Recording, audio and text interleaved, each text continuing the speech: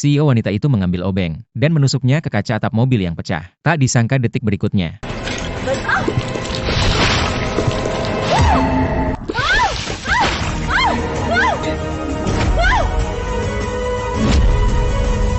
begitu CEO wanita itu menarik obeng, tanah liat halus dari atap mulai mengalir melalui lubang. CEO wanita itu buru-buru menutupnya dengan tisu. Meski tak ada lagi tanah yang jatuh, tapi udara di dalam mobil tetap kekurangan oksigen. Dia mulai melepas pipa besi dari kursi, berusaha menggunakan pipa untuk mengalirkan udara. Dia mendorong pipa pertama, dengan susah payah memasukkannya. Pipa kedua pun menyusul, dan mengikatnya dengan lakban. Pipa ketiga, dan pipa keempat, perlahan-lahan didorong masuk. Pipa keempat tak lagi semudah itu. Dia mengerahkan seluruh tenaga, namun tetap tak bergerak, seperti ada batu yang menahannya. CEO wanita itu hanya bisa mendorongnya dengan lebih keras. Akibatnya tangannya terluka oleh pipa besi. Saat itu dia mulai takut akan mati di sini. Ternyata beberapa hari yang lalu, suami dan selingkuhannya menjebaknya demi warisan keluarganya. Mereka membuangnya di bawah longsor. Setelah longsor terjadi, dia terkubur di bawah tanah. Hanya ada cahaya redup di dalam mobil. Kaca sunroof pecah. Dia menutupnya dengan lakban, lalu menahan dengan payung. Namun bahaya masih mengancam. Dia mengetuk kaca dan berteriak minta tolong. Namun tak ada jawaban dari luar. Dia mencoba menelepon minta bantuan. Namun sinyalnya sama sekali tidak ada. Dia berharap pada suaminya. Tapi dia tidak tahu, semuanya adalah bagian dari rencana jahat suami dan selingkuhannya. Di depan media, suaminya pura-pura sedih, namun menghentikan upaya penyelamatan. Dia berkata akan menyelamatkannya setelah hujan berhenti. CEO wanita itu merenung, dan seketika menyadari bahwa dia telah dibuang oleh suami dan selingkuhannya. Dia memutuskan untuk bertahan hidup. Dia menggunakan botol untuk menampung air yang menetes. Air mata pun mengalir tanpa bisa dia tahan. Dia tak ingin mati di tempat ini. Dia membuat alat penyaring air sederhana dari pembalut dan botol. Meminum air kotor itu, setidaknya lebih baik daripada air lumpur. Namun masalahnya masih belum teratasi, yaitu kekurangan udara. Dia menemukan obeng, dan dengan keras menusukkannya ke kaca sunroof. Dan terjadilah adegan di awal cerita. Tangan CEO wanita itu terluka oleh pipa. Dia menggunakan tasnya sebagai bantalan, lalu mengerahkan seluruh tenaga. Akhirnya batu itu berhasil didorong. Udara dari luar masuk. Dia akhirnya bisa bernapas udara luar. Saat itu dia mencoba berteriak minta tolong. Namun tak ada jawaban dari luar. Sudah 3 hari berlalu. Baterai ponsel hampir habis. Meski sudah ada udara, tapi tak ada makanan. CEO wanita itu tak tahu berapa lama lagi dia bisa bertahan. Dia memperkirakan dirinya terkubur 2 meter dalam, sedang memikirkan cara untuk diselamatkan. Di sisi lain, suami dan selingkuhannya sedang merayakan di kantor. Mereka sudah mengambil alih posisi CEO-nya. Asisten menyarankan untuk menyelamatkan, tapi ditolak oleh suami. Akhirnya asisten yang tak bisa berbuat apa-apa, membawa karyawan lama untuk pergi ke gunung secara diam-diam. Dia yakin CEO wanita itu masih hidup. Saat itu CEO wanita itu tak menyerah.